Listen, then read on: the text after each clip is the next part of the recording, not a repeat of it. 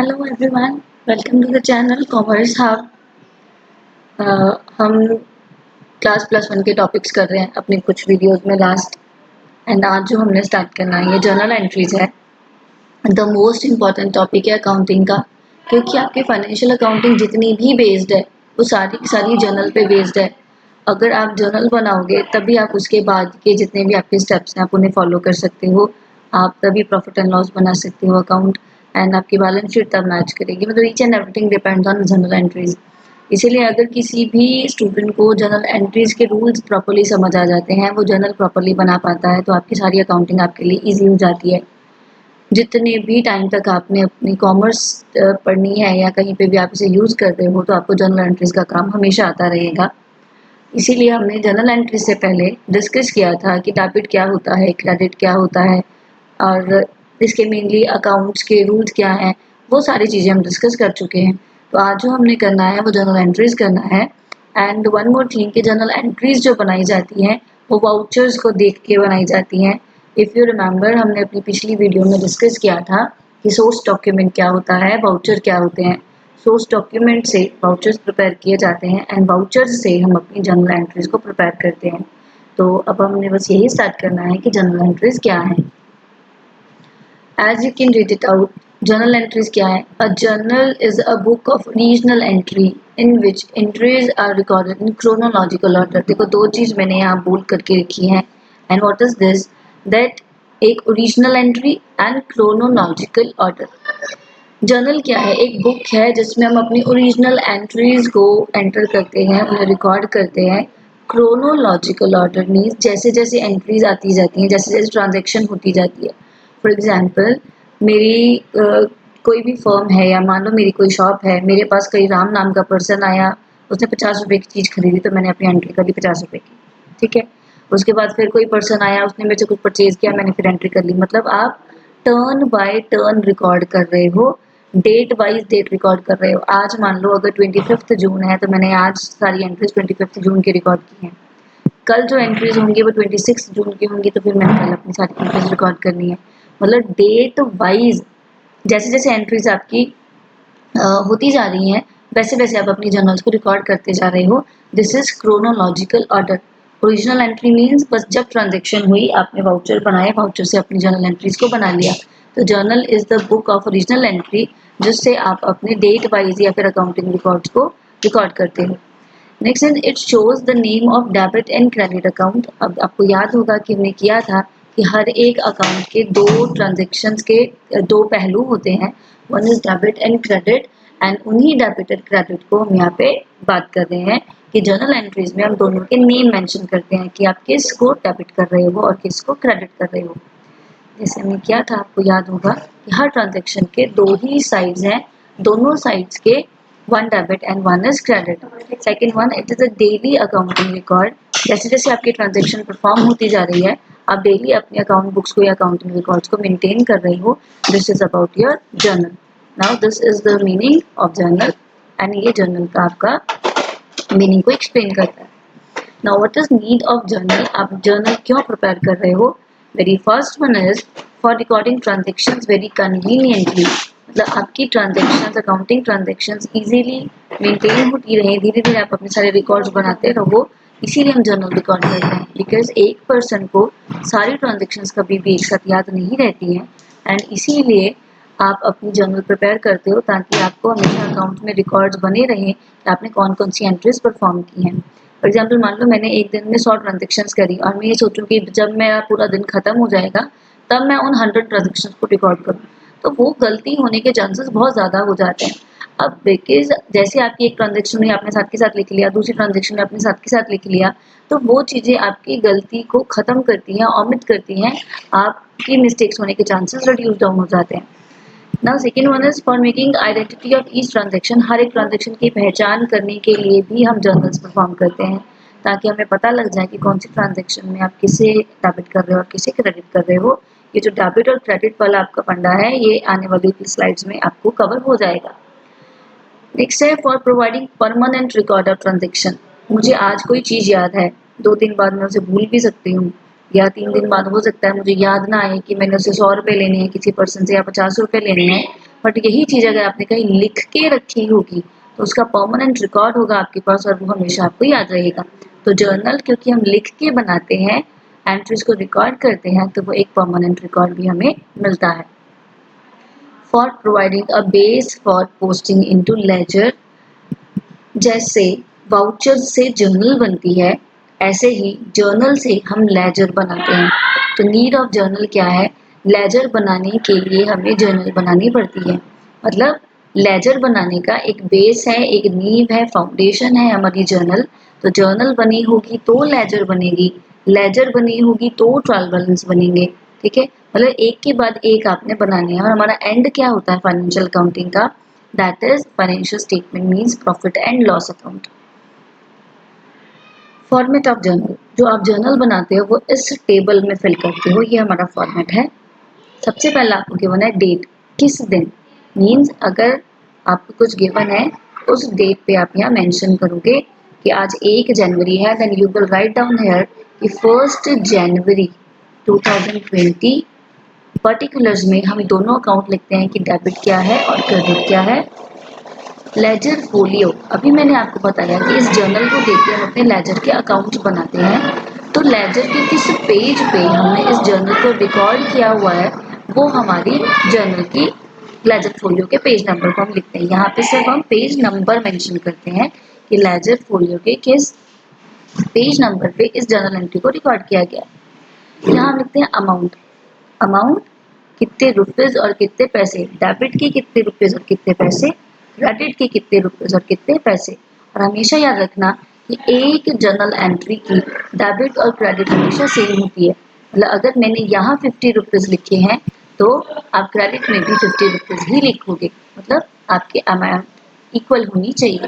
तो this is the format, date, particulars, ledger folio, LF is ledger folio और आप इसे LF ही मेंशन करते हो, डेबिट एंड क्रेडिट वन।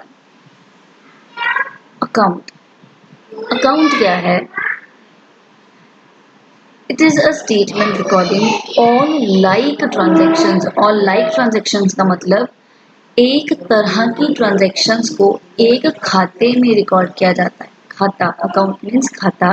तो अपनी ओरिजिनल एंट्री से देख के आप अपने अकाउंट्स में उन एंट्रीज को लिखते हो। फॉर एग्जाम्पल मैंने आपको दिया हुआ है कि कैश अकाउंट, जितनी भी आपकी कैश की ट्रांजेक्शन्स होंगी, कैश आया, कैश गया, आपने किसी को पे करा, किसी को सैलरी दी, मतलब जो कुछ भी आपका कैश से रिलेटेड होगा उसे आप अपने कैश अकाउंट में लिखोगे, कैश के खाते में लिखोगे। As it is example sales account, sales का खाता। आपने किस भी पर्सन को कितनी कितनी सेल की है, सिर्फ सेल की है, कितने पैसे लिए वो कैश अकाउंट में, कितने कितने का सामान दिया, कितने कितने की सेल की है वो आप सेल्स के अकाउंट में लिखते हो। तो अकाउंट क्या देखो, ऑल लाइक ट्रांजेक्शन, एक जैसी मीन्स सारी सेल्स की आइटम कहाँ जाएंगी, सेल्स में, सारी कैश की कहाँ जाएंगी, all like cash transaction will be recorded in cash account.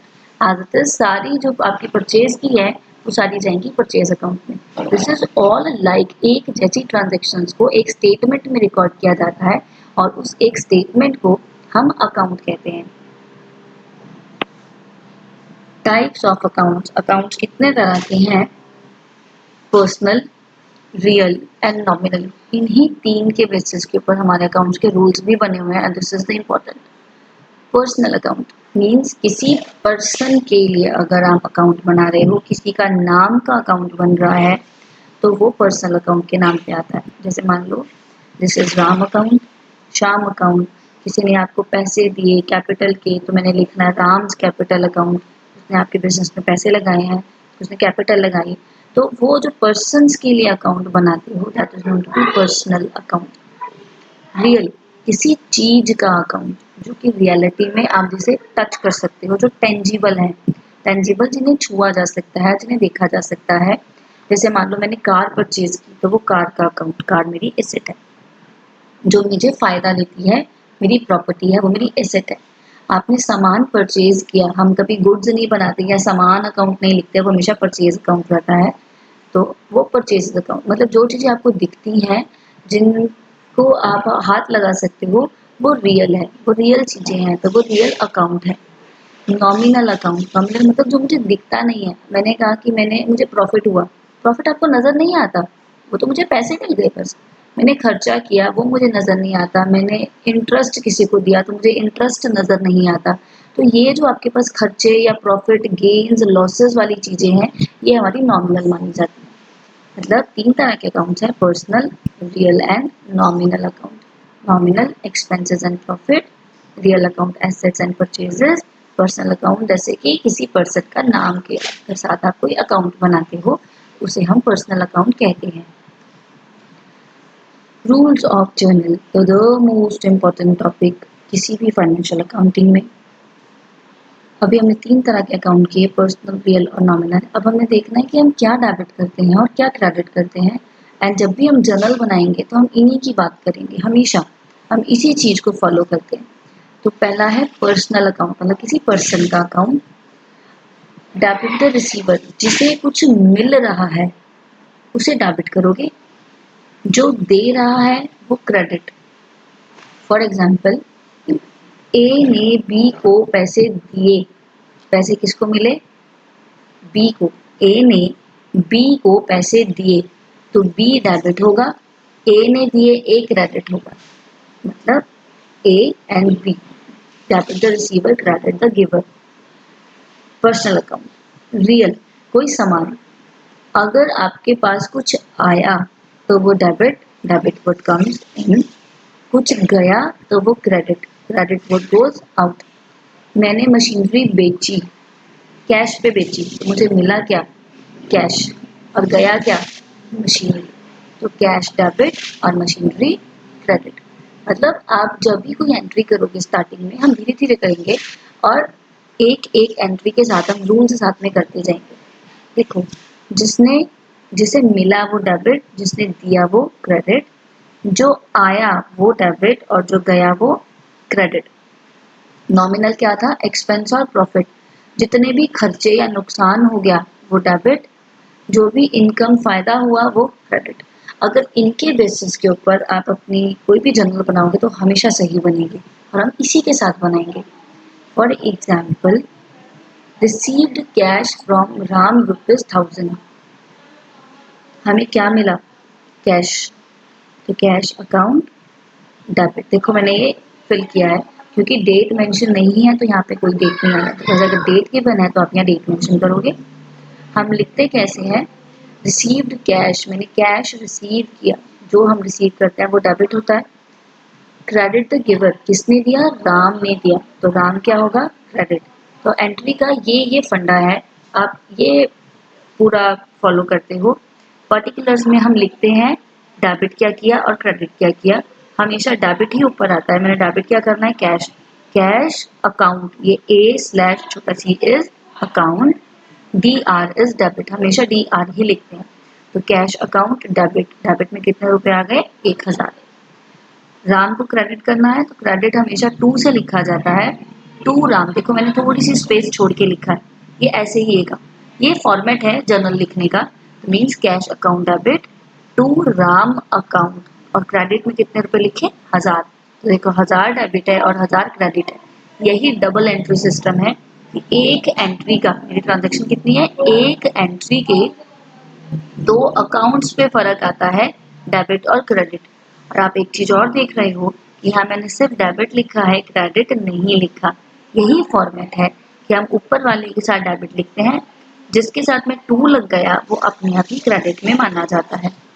Okay, अब हम अगली स्लाइड्स में जर्नल्स के ही रूल्स करते जाएंगे, जर्नल्स ही एंट्रीज करते जाएंगे, आपको एक एक जर्नल समझ में आएगी। और इतना याद रखना कि बस यही एक फॉर्मेट है, जो फॉर्मेट आपने पिछले हुए रूल्स के साथ में ही फॉलो करके लिखते जाना है। तो अगर आपको ये लाइन लिख के नहीं गिवन है और सिर्फ ये दिया हुआ है और आपको जर्नल बड़ी अच्छे से आती है, तो आपको समझ में आ जाएगा कि कैश अकाउंट डेबिट है, मीन्स कैश मेरे पास आया है। टू राम अकाउंट है, तो राम कौन है? जिसने मुझे पैसे दिए हैं, क्योंकि उसका नाम क्रेडिट में लिखा हुआ है। तो आपको देख के पता लग जाएगा कि मुझे राम ने कैश दिया, और कितना कैश दिया? 1000 रुपये। अब ये यहाँ तक आप अपना कंप्लीट करोगे, एंड किसी को कोई प्रॉब्लम है तो प्लीज़ आप मुझसे पूछ लोगे।